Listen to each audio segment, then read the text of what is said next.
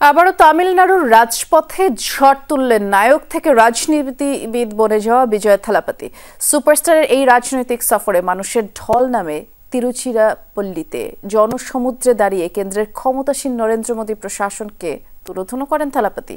নির্বাচনী ওয়াদার কতটুকু পূরণ করেছেন সেই জবাব চান রাজ্য সরকারের কাছে। দৃঢ় কণ্ঠে ঘোষণা দেন আগামী নির্বাচনে স্বাধীনভাবে অংশ নেবে তার দল টিভিকে। নতুন ব্লেন্ডে আরো রিচ অ্যারোমায় সেলন ফ্যামিলি ব্লেন্ড টে। তামিলনাড়ুর তিরুচিরাপল্লীর পথে পথে বিজয় থালাপতির নামে স্লোগান। প্রিয় তারকাকে রাজনীতির মঞ্চে আরও একবার ভালোবাসায় সিক্ত করেছে ভক্তরা। তাদের উন্মাদনায় শহর জুড়ে তৈরি হয় অচল অবস্থা। জনসমুদ্র পাড়ি দিয়ে এগোনোই হয়ে ওঠে দুষ্কর।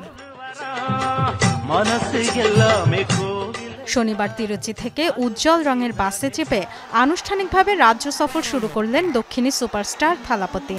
স্পষ্ট করলেন রাজনীতির মঞ্চে আটসাট বেঁধেই নেমেছেন তিনি।